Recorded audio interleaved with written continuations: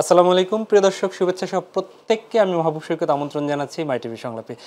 দর্শক, আপনারা জানেন যে মাই টিভি সংলাপে আমরা সমসাময়িক এবং গুরুত্বপূর্ণ বিষয় নিয়ে আলোচনা করি। বিশেষ করে রাজনৈতিক বিষয়গুলো নিয়ে আমরা জানার চেষ্টা করি অতিথিদের কাছ থেকে। আহ, আজকে স্টুডিওতে উপস্থিত রয়েছেন, পরিচয় করে দিচ্ছি। আমার ডান পাশে রয়েছেন সিনিয়র সাংবাদিক আনিস আলমগীর, স্বাগত জানাচ্ছি। এবং বাম পাশে রয়েছেন আপনাদের আরেকজন পরিচিত মুখ, ব্যারিস্টার আসাদুজ্জামান ফুয়াদ, যুগ্ম মহাসচিব এবি পার্টি, আমার বাংলাদেশ পার্টি ফতবে। আপনাকেও স্বাগত জানাচ্ছি। প্রিয় দর্শক, আজকে আমরা কথা বলবো, শিরোনাম হচ্ছে অতি প্রয়োজনীয় সংস্কার শেষে দ্রুত নির্বাচন। কথাটি বলেছেন আজকে সাংবাদিকদের সাথে সম্মেলনে, ঠিক এইভাবেই বলেছেন আইন উপদেষ্টা। তার কথাটি কি কোট করে আমরা শুরু করছি। আমরা প্রথমেই আনিস আলমগীর আপনার কাছে যাচ্ছি। নির্বাচন নিয়ে, সংস্কার নিয়ে আমরা কথা শুনছি, আমাদের দর্শকরা সংস্কার বোধহয় অনেক বেশি শুনছে এই অন্তর্বর্তী সরকারের সময়ে। আমরা জানি যে অনেকগুলো সংস্কার কমিশনও হয়েছে।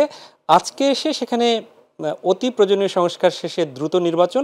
আপনার কাছ থেকে আপনার পর্যবেক্ষণ জানতে চাচ্ছি, প্রয়োজনীয় সংস্কার আসলে তাহলে কোনগুলো, তার মধ্যে অতি প্রয়োজনীয় সংস্কার শেষে নির্বাচন, এটিকে আপনি আমি কিভাবে জানি না ব্যাখ্যা অতি করবেন? প্রয়োজনীয় বলতে উনি প্রায়োরিটির দিকে থেকে কোনটাকে মিন করছেন। সরকার এর মধ্যে তো ৬টা ৭টা, আমার মনে হয় 10টা হয়েছে না?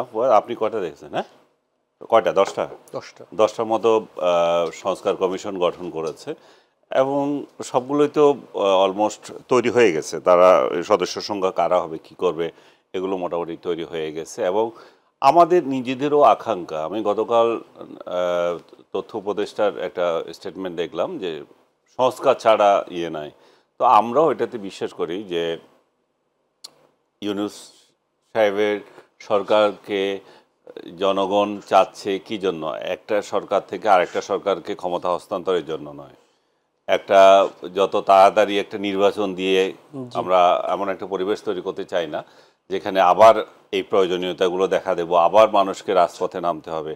আমরা চাই যে এমন একটা পরিবেশ তৈরি হোক যেটা মানে স্থায়িত্ব থাকবে, যেটা নিয়ে আর রাজনৈতিক দলগুলো আবার কলহ করতে পারবে না। আবার নির্বাচন পদ্ধতি কি হবে, কার অধীনে নির্বাচন হবে, কে কি করবে, কিভাবে এই ইলেকশন কমিশন সিলেক্ট হবে, পার্লামেন্টে কতজন যাবে, বর্জন করবে, এই যে কাওয়াজগুলো আমরা জাতি হিসাবে দেখে আসছি দিনের পর দিন। বিশেষ করে 90-এর গণ অভ্যুত্থানে আমরা একটা যে স্বপ্নটা দেখেছিলাম, সেই স্বপ্নটা আবার ভাঙচুর হয়েছে ক্যাটেগরি গভর্নমেন্ট নিয়ে। তো এত সব প্যাচালের মধ্যে না গিয়ে একটা সংস্কার অবশ্যই আমাদের জরুরি। প্রধানত সংস্কার কোথায়? আমাদের প্রধানত সংস্কার হচ্ছে নির্বাচন সংক্রান্ত বিষয়গুলো। এবং আর বাকি উনি যেগুলোকে মনে করেন, অর্থনৈতিক সংস্কারটাও আমি অনেক জরুরি মনে করি। আমাদের আইন শৃঙ্খলা বিষয়ক যদি কোনো সংস্কার কমিশন যেটা আছে, সেগুলো আমাদের জরুরি। আইন শৃঙ্খলা আর আপনার নির্বাচন এবং অর্থনৈতিক, এগুলোকে আমি অতি যদি বলে থাকি, আমি এই তিনটাকেই এখনও মিন করব। আরও আমার হয়তো এখন মনে পড়ছে না।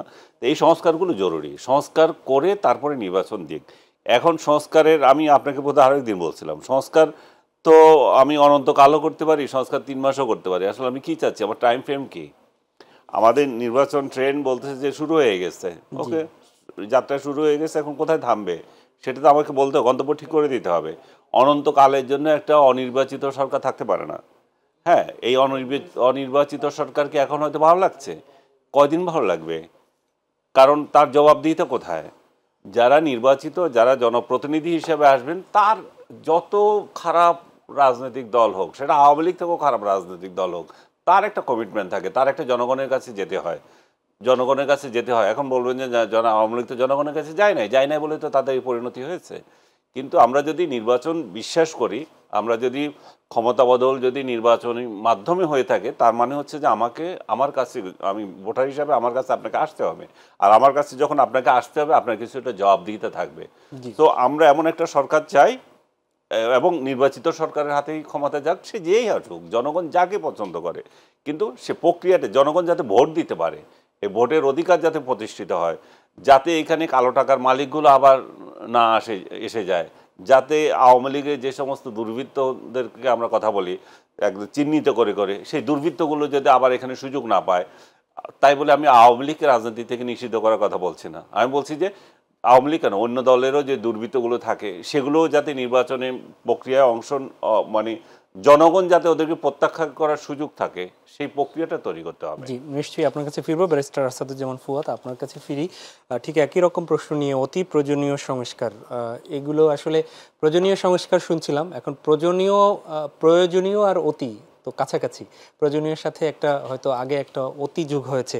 এটা কি আসলে রাজনৈতিক, আপনাদের যে রাজনৈতিক দলগুলো আছে তারা নির্বাচন চাচ্ছেন, নির্বাচনের রোডম্যাপ চাচ্ছেন, এই জন্য কি অতিটা আসলে লাগানো হলো? অতির মধ্যে কি কি পড়ে? সংস্কার আর নির্বাচন আলাদা কোনো জিনিস না, আসলে বাংলাদেশে এই দুটো জিনিস আলাদা করে দেখা হচ্ছে সব জায়গাতে। জি, সংস্কারের মধ্যে নির্বাচন ইনহারেন্টলি আছে, কারণ হচ্ছে এটাই হচ্ছে এক্সিট পয়েন্ট। সো আলটিমেটলি সংস্কার থেকে নির্বাচনকে আলাদা করে দেখবার কোনো সুযোগ নাই। আর সংস্কার কমিশন যেগুলো হয়েছে তার ভিতরে একটা কিন্তু নির্বাচন সংস্কার রিলেটেড একটা কমিশনও হয়েছে, তাই সংস্কারের মধ্যে নির্বাচন অলরেডি ঢুকে গেছে। এবং আমি যেটা বারবার বলেছি সেটা হচ্ছে যে নিউ ইয়র্ক টাইমসের সাথে আপনার যে ইন্টারভিউ প্রফেসর ইউনুস দিয়েছেন, সেখানে কিন্তু উনি পরিষ্কার করে বলে দিয়েছেন। গত কয়েকদিন আগে, পরশুদিন সম্ভবত আল জাজিরার সাথে যে সাক্ষাৎকার দিয়েছেন, সেখানেও বিষয়টা খুব পরিষ্কার করে এসছে। ওনারা ওনাদের স্পেস এবং টাইমের ব্যাপারে যথেষ্ট কনসাস, যে ওনারা জানেন যে ওনারা থাকতে আসেন নাই, বরং সিচুয়েশনটাকে একটু স্টেবল করে কারো কাছে হ্যান্ডওভার করে ওনারা চলে যেতে এসছেন। জি, তো সেই জায়গাতে আমার কাছে মনে হয়েছে যে সংস্কার কমিশনের ব্যাপারে ওনারা বোধ করছেন ডিসেম্বর জানুয়ারি নাগাদ তারা রিকমেন্ডেশনটা পাবেন। তারপরে প্রফেসর ইউনুস বলেছেন যে ওটার উপরে ভিত্তি করে তিনি পলিটিক্যাল পার্টির সাথে বসবেন, যে সংস্কারগুলো তারা কি চায় যে আমরা বাস্তবায়ন করে যাই না তাদের জন্য রেখে যাব। যদি তারা না চায় সংস্কার হবে না, রাজনৈতিক দল করবে, যদি আদৌ করে তারা ফিউচারে। আর যদি পলিটিক্যাল পার্টি চায় যে হ্যাঁ কিছু কিছু সংস্কার আপনারা করে ফেলেন, তাহলে সেই সংস্কারগুলো আন্ডারটেক করবে। এর বাইরে দেখেন যে নির্বাচনের যে প্রিপারেশন দরকার বাংলাদেশে, 12 কোটি প্লাস মানুষের নির্বাচন, 43,000 পোলিং স্টেশন মেনটেন করা, এটা কিন্তু একটা হিউজ কর্মযজ্ঞ। ভোটার তালিকা হালনাগাদ করতে 8 থেকে 10 মাস, 1 বছর পর্যন্ত চলে যেতে পারে। আপনারা সবাই জানেন যে প্রায় নতুন 3.5 কোটি ভোটার এসছে, এদেরকে যোগ করতে হবে। প্রচুর আওয়ামী ভুয়া ভোটার আছে, এই ভুয়া ভোটার বাদ দিতে হবে। অতএব এই তালিকা হালনাগাদের কাজটাও কিন্তু যথেষ্ট কষ্টসাধ্য এবং সময়সাধ্য ব্যাপার। এবং প্রফেসর ইউনুস কিন্তু বলেছেন ইন্টারভিউতে, উনি এই রিকমেন্ডেশনের ডিসকাশনের পাশাপাশি ভোটার হালনাগাদের কাজটা চলমান রাখবেন। এই প্রসেসের ভিতর থেকে এন্ডে গিয়ে দেখা যাবে যে পারহাপস আগামী শীতে, আগামী বছরের শীত নাগাদ বাংলাদেশ অন্তর্বর্তীকালীন সরকার একটা নির্বাচনী ট্রাকের কাছাকাছি চলে আসবে। তখন আমরা অনেক ম্যাচিউরলি বুঝতে পারবো যে আসলে নির্বাচনটা কখন হচ্ছে। কিন্তু খুব রিপিটেডলি অন্তর্বর্তীকালীন সরকারকে নির্বাচনের জন্য প্রেশার দেওয়াটা দুইটা প্রবলেম আছে। একটা হচ্ছে এটা নির্বাচনকালীন সরকার না, তার একক ম্যান্ডেট না যে সে ওই আর্টিকেল 90 ম্যান্ডেট নিয়ে আসছে যে আপনার একটা নির্বাচন দিয়ে সে চলে যাবে, এই ম্যান্ডেট নিয়ে সে এখানে আসে নাই। দ্বিতীয়ত, সে রাজনৈতিক দলের নেতৃত্বে ক্ষমতার পতন হয়েছে, হাসিনা পালিয়েছে, রাজনৈতিক দলের একমাত্র আবদার ছিল নির্বাচন, সেটা করবার জন্য তিনি এসছেন, ব্যাপারটা তাও না। আর থার্ড হচ্ছে যে আপনার নির্বাচনের ব্যাপারে যদি খুব বেশি প্রেশার দেওয়া হয়, তাহলে অন্তর্বর্তীকালীন সরকারের যে চলমান চ্যালেঞ্জগুলো আছে সেগুলো কিন্তু প্রচণ্ড সংকটের মুখে পড়বে এবং তারা এগুলো ডেলিভার করতে পারবেন না, আরও প্যাচ লাগাই দিবেন। তখন যেটা হবে, একটা যাচ্ছে তাই নির্বাচন করে দেওয়ার সম্ভাবনা আছে। এতে যারা ক্ষমতায় আসার ন্যায্য দাবিদার বোধ করছেন তারা বেশি ক্ষতিগ্রস্ত হবেন বলে আমি বোধ করছি। তো সেই কারণে আমি মনে করি রাজনৈতিক কর্মী হিসাবে অন্তর্বর্তীকালীন সরকারকে তার গতিতে চলতে দেওয়া দরকার। এখনও তাকে প্রেশার দেবার মতো কোনো সিচুয়েশন বাংলাদেশে হয় নাই। সে অ্যাবসলিউটলি অন ট্র্যাক। সে গত 3 মাসে যা যা ডেলিভার করেছে, যে বাস্তবতায়, এটা একটা অসাধ্য সাধন করেছে সে। দেশের অর্থনীতি কিন্তু ঘুরে দাঁড়াচ্ছে। বাংলাদেশে প্রায় $2 বিলিয়ন ঋণ পরিশোধ করা হয়েছে রিজার্ভে হাত না দিয়ে। রিজার্ভ কিন্তু স্টিডিলি বাড়ছে, ফরেন রেমিটেন্স বেড়েছে। আর্থিক প্রতিষ্ঠানগুলোতে শৃঙ্খলা ফিরিয়ে নিয়ে আসবার জন্য যা যা করা দরকার, টাস্কফোর্স করা, কমিটি করা, তারপরে হচ্ছে ব্যাংকগুলোকে মার্জ করা অথবা আলাদা রাখা, বন্ধ করে দেওয়া, এই প্রচুর ডিসকাশন কিন্তু আমরা দেখতে পাচ্ছি। আর্থিক প্রতিষ্ঠানগুলোতে অধিকাংশ জায়গায় খুবই ভালো প্রফেশনাল অ্যাপয়েন্টমেন্ট করা হয়েছে। অতএব রাষ্ট্র কিন্তু অন ট্র্যাক। তাহলে এখন প্রশ্ন আছে, তাহলে জিনিসপত্রের দাম বাড়ছে কেন? ওয়েল, এটা একটা গ্লোবাল ফেনোমেনা। একটা ইনফ্লেশন, প্রাইস হাইক, এইটা প্রত্যেকটা রাষ্ট্র এবং সরকারকে প্রতিনিয়ত এই লড়াইটা করতে হয়, প্রতিদিন করতে হয়, প্রতি বছর করতে হয়। অতএব সেই জায়গাতে আপনি যদি তুলনাটা দেখেন হাসিনার গত বছরের আমল থেকে এখন কিন্তু ইনফ্লেশন এবং প্রাইস হাইক কিন্তু আগের থেকে বেটার। এটা বলছি না যে এটা এখনো নিয়ন্ত্রণের মধ্যে অথবা জনগণের মানে যেখানে তারা দেখতে চায় তাদের ইনকামের তুলনায় সেখানে এসছে। তাই এই আলোচনা সমালোচনাগুলো ওই পার্সপেক্টিভটাকে মাথায় রেখে আমাদের করতে হবে যে কোন চ্যালেঞ্জের বাস্তবতায় বাংলাদেশের কোন জায়গাতে এসে এই অন্তর্বর্তীকালীন সরকার ক্ষমতা নিয়েছে।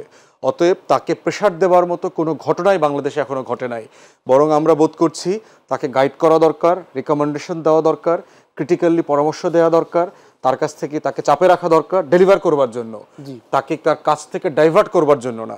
ডাইভার্ট করলে পলিটিক্যাল পার্টির লাভ হবে না। এটার থেকে বিকল্প যেটা রাস্তায় খালি আছে সেটা বর্তমানের থেকে আরো খারাপ হবে। এইটা রাজনৈতিক দলগুলোকে বুঝতে হবে। আপনার কাছে আমি ফিরবো। দ্রুত নির্বাচন না দিলে রাজনৈতিক সমস্যা বাড়বে মন্তব্য করেছেন আজকে মির্জা ফখরুল ইসলাম আলমগীর। আমি সেখানে ফিরবো, তবে তার আগে জনাব আনিস আলমগীর আপনার কাছে একটু আসি। ফুয়াদ ভাইয়ের কথার সূত্র ধরি, নির্বাচন নিয়ে প্রেশার দিলে সংস্কার বাধাগ্রস্ত হবে, এটি ফুয়াদ ভাইয়ের বক্তব্য। আগামী শীতে বোঝা যাবে যে নির্বাচনের গতি বা ট্রাকটা কোন দিকে। তার মানে তিনি আরও একটা বছর পরে বলেছেন, যেখানে হয়তোবা মানুষ মানে রাজনৈতিক দলগুলো গত কিছুদিন আগে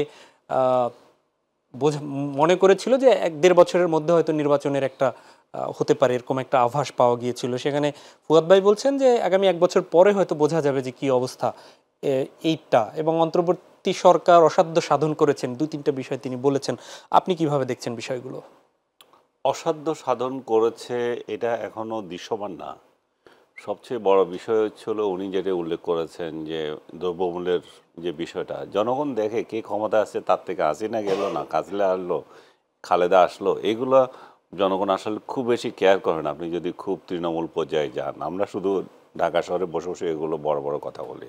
ওরা চায় ঠিকমতো খেতে পাচ্ছে কিনা, ওরা চায় যে 2 টাকার একটা জিনিস আমি বাজার থেকে কিনলাম, সেটা শুধু কিনলে তো হলো না, আমার বাড়িতে নিয়ে যেতে পারছে কিনা, ওই আইন শৃঙ্খলা পরিস্থিতিটা আছে কিনা। এই দুটো হচ্ছে ইম্পর্টেন্ট বিষয়। ওই দুইটা ইস্যুতে এই সরকার এখনও কোনো দৃশ্যমান কিছু দেখাতে পারে নাই আমরা। কিন্তু উনি যেটা বললেন যে একটা ট্র্যাকে ওঠা, অবশ্যই এটা ট্র্যাকে উঠছে, এটা আমাদের স্বীকার করতে হবে। বিশেষ করে অর্থনৈতিক ক্ষেত্রে আমাদের ব্যাংকগুলোকে যেভাবে লুট করে নিয়ে গেছে শেখ হাসিনা এবং তার মানে লুটেরা সহযোগী যারা ছিল, এরা এইভাবেই লুট করেছে, এগুলো ধ্বংস হওয়ার পথে ছিল। এবং শেখ হাসিনা তো একটা গণ অভ্যুত্থানের মাধ্যমে পতন হয়েছে। আমি এটা কয়েকবার আমি লিখেছি, ওই দিনও লিখেছি একটা ইয়েতে, যে এই ডিসেম্বরে এসে যে বিভিন্ন বিল যেভাবে অপরিশোধিত ছিল, যেভাবে বিদেশি ঋণগুলো অপরিশোধিত ছিল, তাতে করে এবং যেভাবে টাকা পাচার হয়েছে, যেভাবে রেমিটেন্স বন্ধ হয়ে গেছে, প্রবাসীরা রেমিটেন্স পাঠাচ্ছিল না, রিজার্ভ কমে যাচ্ছে, শেখ হাসিনার তো পরিণতি আসলে এই যে শ্রীলঙ্কা স্টাইলে হওয়ার সম্ভাবনা ছিল। যদিও শ্রীলঙ্কা স্টাইলের লক্ষণ এখানে সবগুলোই দেখা গেছে, কিন্তু কারণটা এটা ছিল না আর কি। তো আমার মনে হচ্ছে এই মানে দেউলিয়া হয়ে যাওয়ার একটা লক্ষণও ছিল। এখন সেইখান থেকে বাংলাদেশের অর্থনীতি নানা পরিমাপে বলবে যে না এখন তো আর ভালো নেই, কিন্তু ভালো নেই এটা যেমন সত্য, কিন্তু ভালোর পথে আছে। তখন তো ভালোর পথে ছিল না, তখন তো লুটের পথে ছিল। তখন এই যে লুট হয়েছে ব্যাংকগুলো একের পর এক, রাষ্ট্রের শীর্ষ পর্যায়ে থেকে কি জানতো না? তো জানতো তো তারা। তো কিন্তু এখন সেই লুটটা তো বন্ধ হয়েছে। এখন বলে যে কি চেঞ্জ হয়েছে, হ্যাঁ কারণ লুটটা তো বন্ধ হয়েছে। এখন যেই ব্যাংকগুলো অর্থনৈতিকভাবে দুর্বল, যেগুলো গ্রাহককে 5,000 টাকার উপরে দিতে পারছে না, তাদেরকে কিভাবে ভালো করা যায় এবং যারা এই লুটের টাকা নিয়েছে তাদের থেকে গলায় পা দিয়ে কিভাবে টাকা উদ্ধার করা যায় সেটা দেখতে হবে। এই তাহলে কিন্তু অর্থনীতি আবার আমি মনে করি যে চাঙ্গা হবে। কিন্তু উনি যেভাবে বলছেন যে মানে একবারে কি একটা ফ্রেজ ওয়ার্ড ইউজ করছিলেন, বলেছে অসাধ্য সাধন করেছে। অসাধ্য আমার মনে হয় না, এখন ওইটার জন্য একটু টাইম নেবে। এখনো অসাধ্য সাধন আমরা বলতে মনে করছি না। জি ব্যারিস্টার ফুয়াদ, আপনি অর্থনৈতিক ক্ষেত্রে কিছুটা আশার আলো দেখিয়েছেন, যেটা সবাই হয়তো প্রত্যাশা করছে। সেক্ষেত্রে প্রশাসনিক যে সংস্কারের যে জায়গাটা আছে, এইগুলো গোটাটা নিয়ন্ত্রণ যারা করছে সেখানটায় আসলে কতটা এগিয়েছে মনে করছেন? দেখেন, অসাধ্য সাধন কেন বলেছি, গত 3 মাসে এই সরকার যতগুলো স্যাবোটাজ এবং কনস্পিরেসির শিকার হয়েছে, আওয়ামী লীগ সরকার গত 16 বছরে এতগুলো প্রবলেম ফেস করে নাই, এবং বুঝতে হবে যে সরকারের কিন্তু কোনো রাজনৈতিক দল নাই, তার সক্ষমতার অ্যাগেনস্টে তার চ্যালেঞ্জকে বিবেচনা করতে হবে। আপনি আওয়ামী লীগের গায়ে একটা ঢিল ছোড়া, 400 লোক নিয়ে মিছিল করে সচিবালয় দখল করা, আর ডক্টর ইউনূসের অন্তর্বর্তীকালীন সরকারের সময় 500 লোক নিয়ে আনসার বিদ্রোহ করা আর সচিবালয় ঘেরাও করা একই জিনিস না। আওয়ামী লীগ সরকারের সময় 500 লোক নিয়ে কেউ আশেপাশে যেতে পারে নাই। তো সেই জায়গায় অসাধ্য কেন বলছি, বাংলাদেশের ইতিহাসে কখনো 53 বছরে এইভাবে রাষ্ট্রীয় প্রতিষ্ঠান ধসে যায় নাই। 71 সালেও না। যুদ্ধের সময় আপনি আমলাদের লেখা পড়েন, 71 সময় বাংলাদেশের প্রত্যেকটা মহকুমার কাঠামো বেঁচে ছিল, প্রত্যেক জায়গায় ডিসিএসপিরা রেগুলার অফিস করেছে। একটা দুইটা ইনসিডেন্ট ছাড়া কোথাও বলতে পারবে না যে এখানে পুলিশ বাহিনী কলাপস করেছে, এখানে প্রশাসনিক কাঠামো পাকিস্তানের ফেল করেছে, করে নাই। 75-এ করে নাই। 24 ঘন্টার ভিতরে শেখ মুজিবকে সপরিবারে হত্যার পরে খন্দকার মোশতাককে এনে শপথ দিয়ে বাকশালের 22 জনকে মন্ত্রী দিয়ে করে মন্ত্রিসভা গঠিত করেছে। আপনার টেলিভিশন রেডিওতে বক্তব্য দিয়েছে। পরের দিন ইত্তেফাকের হেডলাইন ছিল যে মোশতাকের ক্ষমতা গ্রহণ, শপথ গ্রহণ, জাতিকে মানে কাম থাকার আহ্বান। তো আপনি এই ধরনের সিচুয়েশন তো বাংলাদেশে এখন নাই। বাংলাদেশে আপনি 81 বলেন, 90 বলেন, 2007 বলেন, প্রত্যেকটা ঘটনার পরে কখনোই প্রশাসন কলাপস করে নাই। কিন্তু এইটা এমন একটা সময় যে বাংলাদেশের রাষ্ট্রের প্রত্যেকটা প্রশাসন আওয়ামী দলীয়করণ করতে করতে এমন একটা জায়গায় আসছে, সিম্পলি কোনো অ্যাডমিনিস্ট্রেশন ওয়ার্ক করছে না। সচিবালয়ে ডিসিরা হাতাহাতি করছে পদোন্নতির জন্য। 550 লোককে এডিশনাল সেক্রেটারি করা হয়েছে, পদ আছে 128টা দেশে। এই ধরনের আপনার কাউন্টার চলছে। সেনাবাহিনীতে দেখেন, সেনাবাহিনীতে মেজর কোনো পরিবর্তন হয় নাই। যারা গত 16 বছর যে সশস্ত্র বাহিনী এবং গোয়েন্দা সংস্থাগুলো এই ফ্যাসিবাদের দালালি করেছে, মানবাধিকার লঙ্ঘন করেছে, গুম খুন করেছে, আয়নাঘর করেছে, হাজার হাজার মানুষকে নাই করে দিয়েছে, তাদের কাউকে অলমোস্ট বিচার করা হয় নাই, কাউকে পদচ্যুতি করা হয় নাই। এই যে দেখেন যশোর ডিভিশনের যে জিওসি ছিল, যে ফেক জেনারেল, এই জেনারেলকে ওখান থেকে উঠায় এনে ঢাকাতে আর একটা বড় দায়িত্ব দেওয়া হয়েছে। তাকে তো ডিসমিস করার দরকার ছিল, কারণ গোপালগঞ্জে যে কেওয়াস লাগাইছে মিলিটারি গাড়িতে আগুন লাগানোর পিছনে, মারামারি করানোর পিছনে সে দায়ী ছিল, কোনো বিচার করা হয়নি। সাভারের 9th ডিভিশনের যেটা জিওসি, এই লোকের যদি আগের বক্তব্য শোনেন মনে হবে যে 20 বছর ধরে আওয়ামী লীগের রাজনীতি করে। এই ধরনের দালালিপনা বক্তব্য দিয়েছে, এখনো সরানো হয়নি।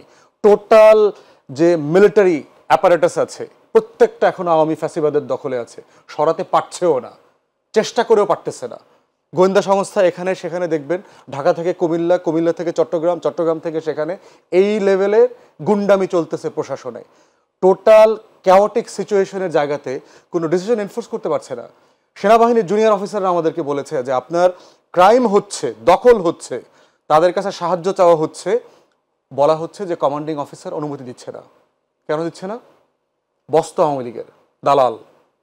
কিন্তু জুনিয়র সিপাহী থেকে শুরু করে ক্যাপ্টেন, লেফটেন্যান্ট কর্নেল, মেজর, এই অফিসাররা কিন্তু গণ অভ্যুত্থানের পক্ষের শক্তি।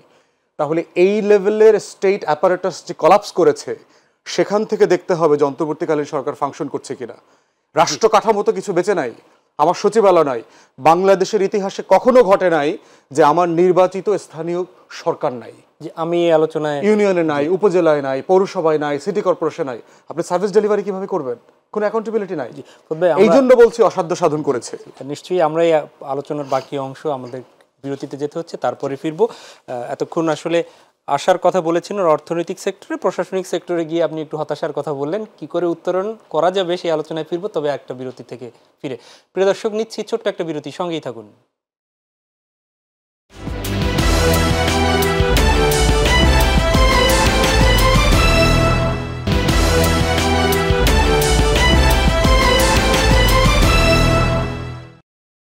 আবারও স্বাগত জানাচ্ছি মাই টিভি সংলাপে। দর্শক, আমরা কথা বলছিলাম নির্বাচন নিয়ে। অতি প্রয়োজনীয় সংস্কার শেষে দ্রুত নির্বাচন, এই শিরোনামে বিরতির আগে ছিলাম ব্যারিস্টার আসাদুজ্জামান ফুয়াদের কাছে। ফিরছি সিনিয়র সাংবাদিক আনিস আলমগীর আপনার কাছে।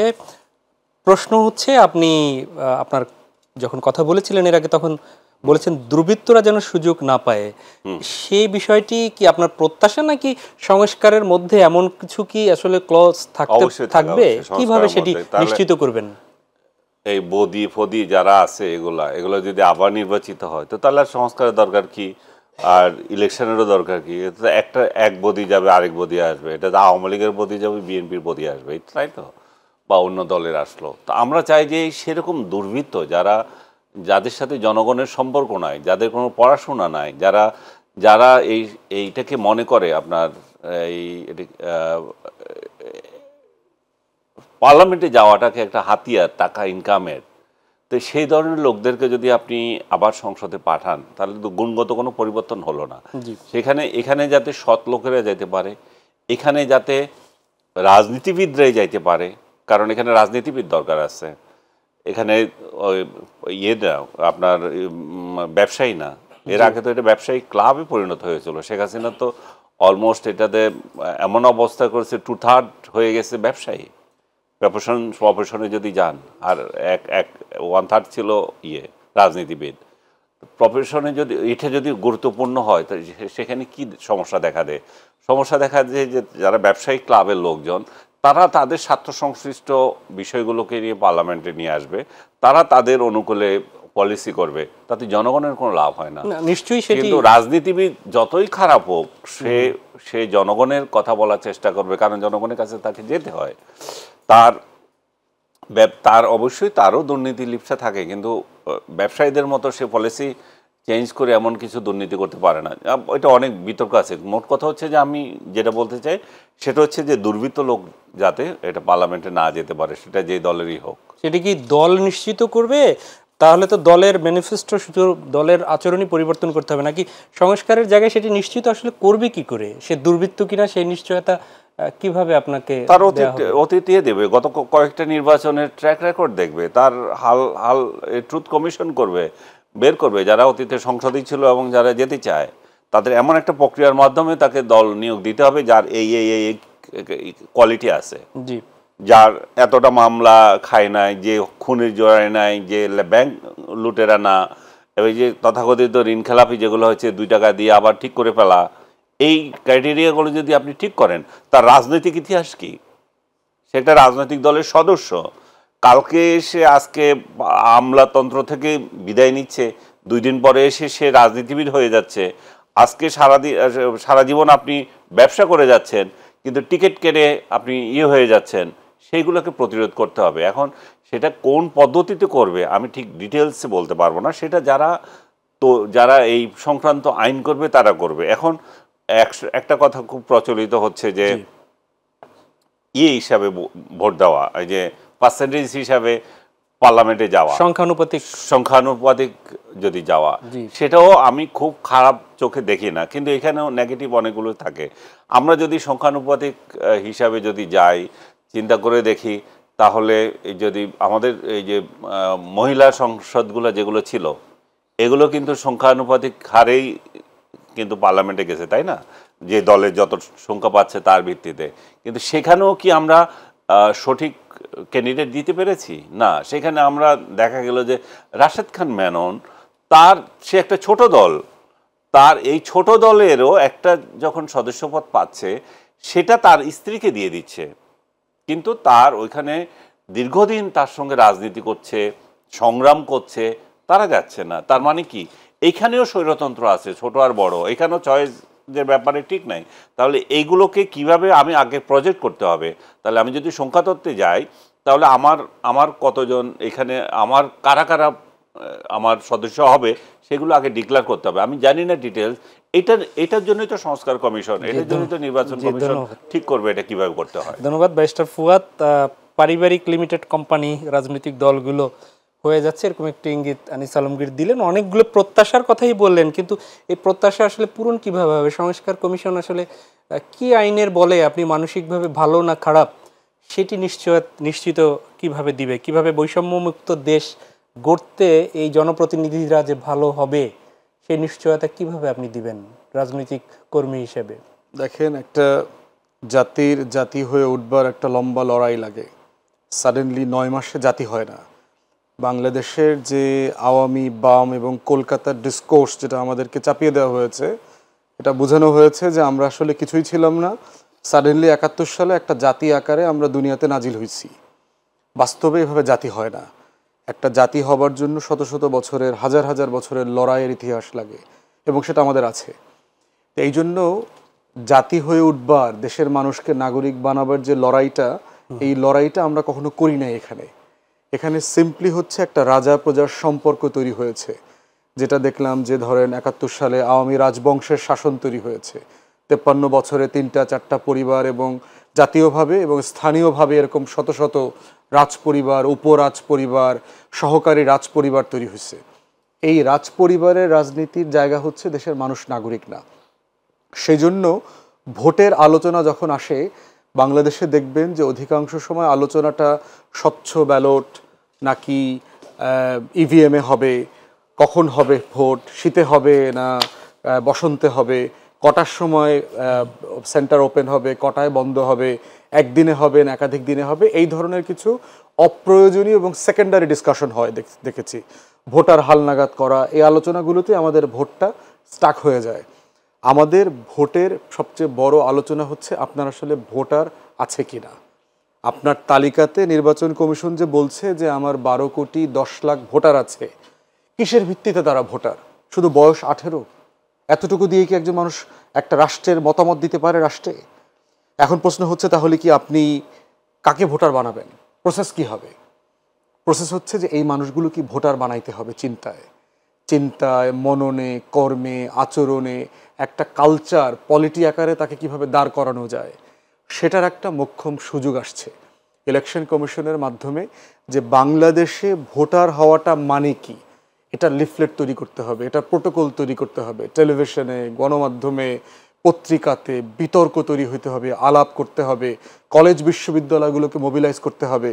যে 6 কোটি তরুণ অ্যাক্টিভলি আন্দোলনে ছিল জুন, জুলাই, আগস্টে, তাদেরকে গ্রামে গঞ্জে পাঠায় দিতে হবে। বাম এবং বিপ্লবী সরকার যেগুলো পৃথিবীতে হয়েছে, রাশিয়াতে, কিউবাতে, বলিভিয়াতে, ইরানে, তারা কিন্তু এই কাজগুলো করেছে, তরুণদের কাজে লাগিয়েছে।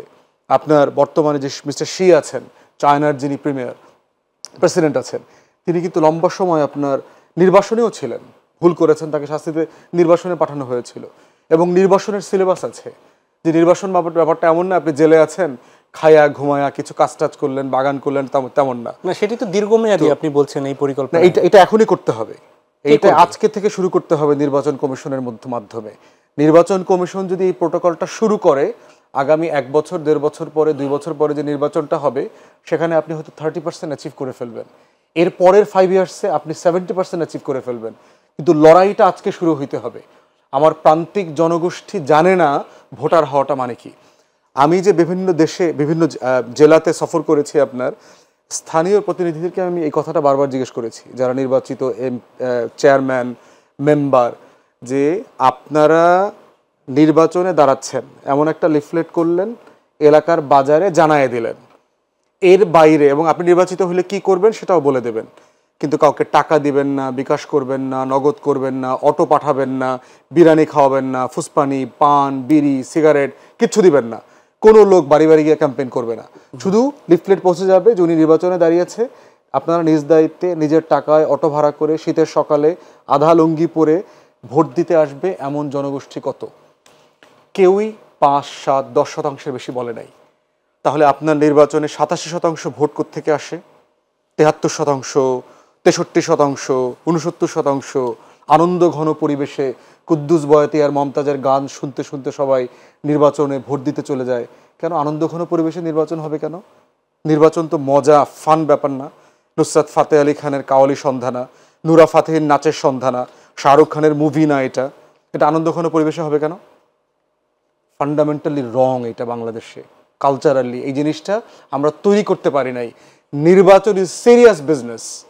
আমরা যারা লম্বা সময় ওয়েস্টে থেকেছি, ম্যাচিওর ডেমোক্রেসি থেকেছি, কোনোদিন দেখি নাই যে election was held in a festive mood, আনন্দ ঘন পরিবেশে নির্বাচিত হয়েছে, এটা কোনো শুনি নেই তো। নির্বাচন তো আনন্দ ঘনর ব্যাপার না। অতএব ইলেকশন কমিশনের ফরমোস্ট রেসপন্সিবিলিটি হচ্ছে 12,10,00,000 মানুষকে ভোটার বানানো। কিভাবে বানানো যাবে? জি, জন পানাস আলমগীর, আপনার কাছে ফিরি, একদম ছোট্ট করে একটু শুনবো এই বিষয়ে, যদি আপনি কোনো কমেন্টস দেন। একই সাথে দ্রুত নির্বাচন না দিলে রাজনৈতিক সমস্যা বাড়বে, মির্জা ফখরুল ইসলাম আলমগীর এটি আজকেও বলেছেন। উনি যে এটার নিয়ে কথা বলছেন সেটা হচ্ছে যে, আমিও মনে করি যে বাংলাদেশে আসলে ভোট মানে ভোট যেভাবে হয় আর কি, এগুলো তো এটা রিয়েল অর্থে ভোট না। এখানে ভোট কেনা হয়। ভোটের মানে সোজা বাংলায় বললে ভোটের মূল্য কি সেটাই তো ভোটার বুঝে না, তাই না? জি। তো ভোটের মূল্য যখন ভোটার বুঝে না তখন সেখানে নির্বাচিত লোকটা কি করবে? নির্বাচন কার কাছে, ওদের কাছ থেকে আপনি কি আশা করেন? এখানে তো ওই ধরনের লোকগুলোই জিতবে। আমি আমার মূল্যায়ন, আমার ভোটের মূল্য বুঝি না। আমি রাষ্ট্রীয় এটা হচ্ছে সবচেয়ে সর্বোচ্চ জায়গা যেখানে পলিসিগত ইস্যুজ আছে। এখানে স্থানীয় সরকার নির্বাচন নয়, আমার বাড়ির পাশে কে আসলো, কোন গ্রামের কে আসলো, এটা না। এটা তো পলিসি ইস্যু। তো পলিসি ইস্যুজ বোঝার জন্য আমার ভোটারের যোগ্যতা আছে কিনা সেটা কিভাবে নির্ধারণ করবে আমি সত্যি জানি না। এটা যারা এক্সপার্ট আছে তারা জানে। আর ইলেকশন, আপনি যার ইয়ের কথা বলেন, যে মির্জা ফখরুল সাহেবের যে বিষয়টা বললেন, ওটা কি বলছেন উনি? দ্রুত নির্বাচন না দিলে রাজনৈতিক সমস্যা বাড়বে, একদম ছোট্ট করে একটু শুনতে চাই আমি। আমি মনে করি, আমি ওনার সাথে দ্বিমত করি না। নির্বাচন যত শিগগির দেওয়া উচিত, সংস্কারগুলো করা উচিত, কিন্তু অনির্দিষ্টকালের জন্য টাইম ফ্রেমে ফেলে রাখবো 4 বছর না 10 বছর হবো আমি জানি না, সংস্কার কখন শেষ হবে তখন হবে না। আমার একটা টাইম ফ্রেম দিতে হবে। প্রত্যেক ইস্যুতে আমরা টাইম ফ্রেমে চলবো। যে সেটা যদি ইভেন 5 বছরও হয় সেটাও বলে দিতে হবে 5 বছর পরে হবে, এর মধ্যে আমরা আমাদের প্ল্যান অনুযায়ী এটা রোডম্যাপ ঠিক করতে হবে। সেটা সব আমাদের জীবনের জন্য যেমন দরকার, একটা স্টুডেন্টের জন্য দরকার, একটা সরকারেরও দরকার। নিশ্চয়ই নিশ্চয়ই আমরা ফিরবে আলোচনায়, তবে আরেকটা বিরতিতে যেতে হচ্ছে। প্রিয় দর্শক, নিচ্ছে আরেকটা বিরতি, সঙ্গেই থাকুন।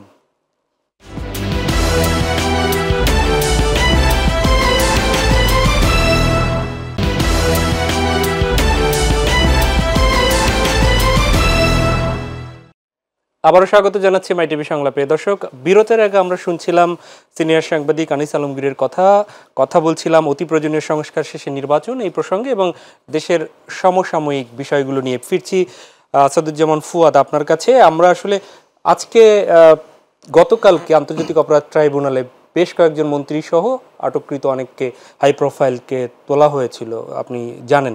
সেটি নিয়ে আজকে সামাজিক যোগাযোগ মাধ্যমে অনেক কথা আসছে, তাদের বডি ল্যাঙ্গুয়েজ নিয়ে। সেই কথাগুলো অনেকেই বিভিন্নভাবে সেগুলোকে ব্যাখ্যা করছে, যে তাদের তাদের হাসি খুশি চেহারার যে বিষয়গুলো নিয়ে। আপনি দেখেছেন নিশ্চয়ই, খুব ছোট্ট করে জানতে চাই এই ব্যাপারে আপনার প্রতিক্রিয়া। প্রথম কথা হচ্ছে যে বন্দি জীবনটা হাসি খুশির জায়গা না। অতএব যাদেরকে আপনি দেখতে পাচ্ছেন যে প্রিজন ভ্যান থেকে নেমে হাত তুলছে, হাসছে, এটা একটা সিম্পলি ওভার রিয়াকশন হিসাবে আমি দেখি আর কি। এটা মোটেই কোনো মানে নর্মাল ইউজুয়াল আচরণ না। জি। যে মানুষগুলো গত 16 বছর পতাকা হাঁকিয়ে প্রচণ্ড দুর্দণ্ড প্রতাপে এক একটা বড় ফেরাউন, ছোট নমরুদ আকারে জীবনযাপন করেছে, সাডেনলি তাকে আপনি মানে হাতকড়া পরায় ফেলছেন, ডান্ডা বেরি পড়ায় হাঁটাইছেন, তাকে এখন ডিবি থেকে জেলখানায় দৌড়দৌড়ি করাচ্ছেন, এটা তার জন্য মোটেই আনন্দের বিষয় না। বরং একটা বিষয় হচ্ছে যে আপনি বলতে পারেন যে নর্মালি তো আসামিদেরকে হাতকড়া পরে উঠানো হয়, নামানো হয়, তাদেরকে আত্মীয়স্বজনের সাথে দেখা করতে দেওয়া হয়, অথবা দেওয়া হয়েছে কিনা, কোথাও কোথাও আসছে তারা কেউ কেউ কফি খেতে চেয়েছে, কফি দিতে দেওয়া হয় নাই। একটা জিনিস মাথায় রাখতে হবে যে আমি যেহেতু ইংল্যান্ডে প্র্যাকটিস করেছি, আপনার ওখানে প্রিজনের ভিজিটিং আওয়ার ধরেন 10টার সময় কোর্ট উঠবে, জি। আপনি সেখানে প্রিজনারকে 9টায় আনবেন, ফ্যামিলি মিট আপের সময় থাকে, ফ্যামিলিকে কখনো কখনো মিট আপ করতে দেওয়া হয়, কখনো কখনো শুধু লয়ার মিট করেন প্রিজনে। কারণ হচ্ছে যে এইখানকার কোর্টের যে ডিটেনশন, এটা কিন্তু ফ্যামিলি প্রিজন না, ফ্যামিলি ভিজিটের জায়গা না। অতএব যে সমালোচনাগুলো এসছে যে ওনাদেরকে ফ্যামিলির সাথে দেখা করতে দেওয়া হয় নাই, কথা বলতে দেওয়া হয় নাই, নর্মালি কোর্টে এটা দেওয়ার কথা না। কোর্টে শুধু কথা বলবেন আইনজীবী, এবং তাদের সবার আইনজীবী আছে। দ্বিতীয়ত হচ্ছে যে তারা খুব হাসি খুশি আছে কিনা, অথবা তাদেরকে নর্মালি, এখন আমি জানি না যে বাংলাদেশের এই প্রোটোকলটা কি, তাদেরকে কি হাত করা পরে আনা দরকার ছিল কিনা, অথবা এই যে পুরো ক্যাটওয়াকটা করানো হয়েছে মিডিয়ার সামনে, সেটা কিভাবে করানো হয়েছে, তাদেরকে এর আগে ইনস্ট্রাকশন দেওয়া হয়েছে কিনা যে আপনি কোনো কথা বলবেন না, মন্তব্য করবেন না, কোনোভাবে হাত উঠাবেন না। কেউ কেউ দেখলাম যে দোয়াও চেয়েছে। মানে দোয়া তো সাধারণত এই ধরনের ক্রিমিনালরা খুব ভালো অবস্থায় থাকলে দোয়া চাওয়ার কথা না। তো সব কিছু মিলায় আমার কাছে মনে হয় নাই যে খুব বড় কোনো অন্যায় ভুল এখানে হয়েছে। মূল বিষয়টা হচ্ছে বিচার, ন্যায্যতার ভিত্তিতে, রাইট অভিযোগের প্রেক্ষিতে, রাইট তথ্য প্রমাণ সাক্ষীর প্রেক্ষিতে দেশীয় মান এবং আন্তর্জাতিক মান বজায় রেখে বিচার করতে হবে। কোনো হেনস্থা যেন না হয়, বিচারটা প্রশ্নের মুখোমুখি না হয়। আইসিটিকে আমরা বারবার আহ্বান করেছি, এইটা একটা ন্যাশনাল ডিসকোর্স, একটা ন্যাশনাল কমিটমেন্ট। জাতির ইতিহাসের নৃশংসতম গণহত্যার বিচার করতে বসছেন, কোনো রকম হেয় করা, হেলেদুলে করা অথবা কোনো রকম কম্প্রোমাইজ করবার কোনো জায়গা, সমালোচনা আমরা দেখতে শুনতে চাই না। তাই প্রোটোকল মেনেই বিচার করতে হবে। জি নিশ্চিত, দেশের জনগণে এরকমই বিচার দেখতে চায়। আনিস আলমগীর, আপনার কাছে একটু ফিরি, সেটি হচ্ছে যে যাদের গ্রেফতার করা হয়েছে এর বাইরে অসংখ্য মামলা হয়েছে। আজকে স্বরাষ্ট্রমন্ত্রী বলেছেন আগে ভুয়া মামলা করতো পুলিশ, এখন করে জনগণ। সেখানে যাদের বিরুদ্ধে কোনো প্রমাণ নেই এমন মামলা প্রত্যাহারের নির্দেশ দিয়েছে, এটি প্রধান উপদেষ্টার দপ্তর থেকেও বলা হয়েছে। সঠিক তথ্য প্রমাণ ছাড়া কর্মকর্তা কর্মচারীদের গ্রেফতার না করতেও নির্দেশ দেওয়া হয়েছে। হয়রানি এবং বাণিজ্যমূলক মামলাকারীদের শাস্তির আওতায় আনা হবে, আইন উপদেষ্টা বলেছেন। তার মানে হচ্ছে হয়রানি এবং বাণিজ্যমূলক মামলা হচ্ছে এবং হচ্ছে, উনি তো জানেন সেটা, উনি তো দেখছেন। আমরা নিজেরও অভিযোগ করছি বিভিন্ন জায়গা থেকে। বিশেষ করে আওয়ামী লীগ লোকজন যারা অপরাধ করেছে তারা পালিয়ে থাকবে, সেটা স্বাভাবিক।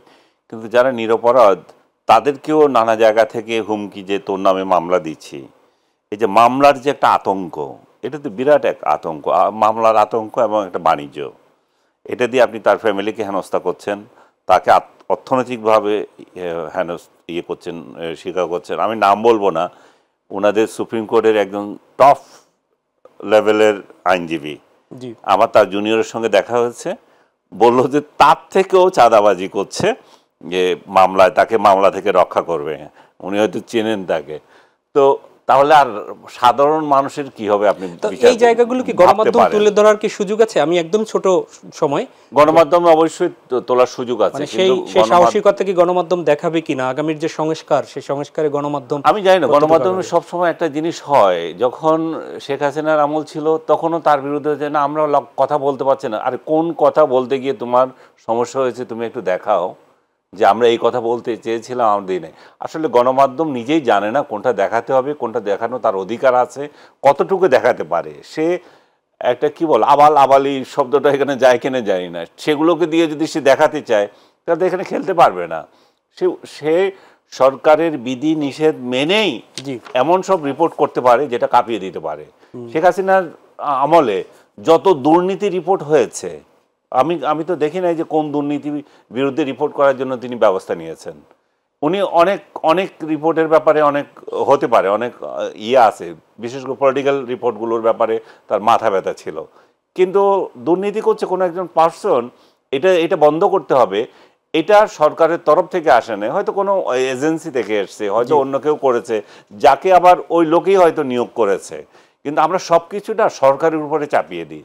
এইটাও এখনও এটাই চলতেছে, এই সরকার বোধহয় মুখ খুলতে দিচ্ছে না। আর না, এই সরকার মুখ খুলতে দিচ্ছে না, তুমি মুখ খোলার সাহস করো না, এবং মুখ কিভাবে খুলতে হয় তুমি সেটাও জানো না। অনেক ধন্যবাদ, তোমার ব্যর্থতা। জি অনেক ধন্যবাদ। একদম শেষ সময় ব্যারিস্টার আসাদুজ্জামান ফুয়াদ, একটি বিষয় দৃষ্টি আকর্ষণ করছি। হাইকোর্ট আজকে বলেছেন 3 দিনের মধ্যে ব্যাটারি চালিত অটোরিকশার বিরুদ্ধে ব্যবস্থা নিতে। কর্তৃপক্ষের নিষ্ক্রিয়তা কেন বেআইনি হবে না জানতে চেয়েছেন।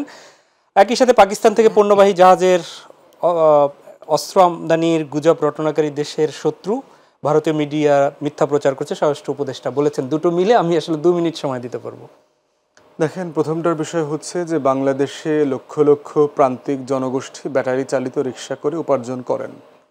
নীতিগতভাবে আমি ব্যাটারি চালিত রিক্সার বিপক্ষে নই, কারণ হচ্ছে একটা রিক্সা মহানগরে চালানোর ব্যাপারে বলেছে, যে কোনো জায়গাতে হোক, এটা যদি আপনি লেন করে দেন রিক্সাটা চলতে পারে। কারণ হচ্ছে গতরঘাটা রিক্সা যেটা আছে এটা খুব অমানবিক, এবং আমাদের এই শতাব্দীর যে মানবাধিকারের প্রতি যে আমাদের যে কমিটমেন্ট, অথবা আমাদের স্বাধীনতার আকাঙ্ক্ষা পত্রে যে আপনার মানবিক মর্যাদার কথা বলা ছিল, সেখানে একজন নাগরিকের জন্য এটা সম্মানজনক উপার্জন না, বরং এটাকে পরিবেশ বান্ধব করে এটাকে বিদ্যুৎ সাশ্রয়ী সোলার রিক্সা করে ফেলা যেতে পারে।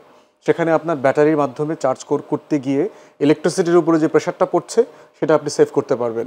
তৃতীয়ত হচ্ছে পুনর্বাসন, বিকল্প রুটি রুজির ব্যবস্থা না করে লক্ষ লক্ষ মানুষকে বেকার করে দেওয়াটা রাষ্ট্রীয় সিদ্ধান্ত হতে পারে না।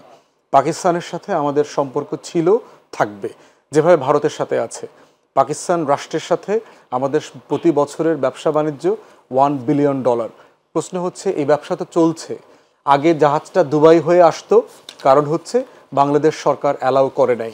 তো পাকিস্তান থেকে আপনি পেঁয়াজ আনছেন, আলু আনছেন, কাপড় চোপড় আনছেন, আম আনছেন, এত কিছু আনছেন, পাকিস্তান থেকে শিল্পী আনছেন, কাওয়ালি আনছেন, তো পাকিস্তানের প্লেয়াররা আসছে, দুবাই হয়ে আসতে হবে কেন? সরাসরি আসতে পারবে না কেন? পাকিস্তানের পেঁয়াজটা যদি দুবাই হয়ে না আসে, করাচি থেকে সরাসরি আসে, দাম তো কম হবে, ট্যাক্স কম দিতে হবে, ভ্যাট কম দিতে হবে, দিন শেষে জনগণের সেভিংস হবে। তাহলে সরাসরি আসতে সমস্যা কোথায়? ভারতের কোনো সিকিউরিটি কনসার্ন থাকলে সেটাকে অ্যাড্রেস করতে হবে রাইট প্রোটোকলে। শুধু সন্দেহের ভিত্তিতে অথবা আমার পছন্দ অপছন্দের উপরে ভিত্তিতে দিল্লির চোখ দিয়ে কোনো রাষ্ট্রের সাথে আমরা সম্পর্ক তৈরি অথবা ভাঙব না। বাংলাদেশের নিজস্ব স্বার্থ, ন্যাশনাল ইন্টারেস্টকে সামনে রেখেই আমার স্বার্থ এবং প্রোটোকল তৈরি করতে হবে। অনেক ধন্যবাদ ব্যারিস্টার আসাদুজ্জামান ফুয়াদ এবং অসংখ্য ধন্যবাদ আনিস আলমগীর আপনাকেও। প্রিয় দর্শক, এই ছিল আমাদের আজকের আয়োজন। দেখা হবে পরবর্তীতে। আমরাও প্রত্যাশা করি একটি বৈষম্যহীন দেশ, যে দেশে থাকবে না কোনো বৈষম্য, কল্যাণমূলক রাষ্ট্র গড়তে। তাই আসুন যে যার জায়গা থেকে একটু হলেও ভূমিকা পালন করি। আল্লাহ হাফেজ।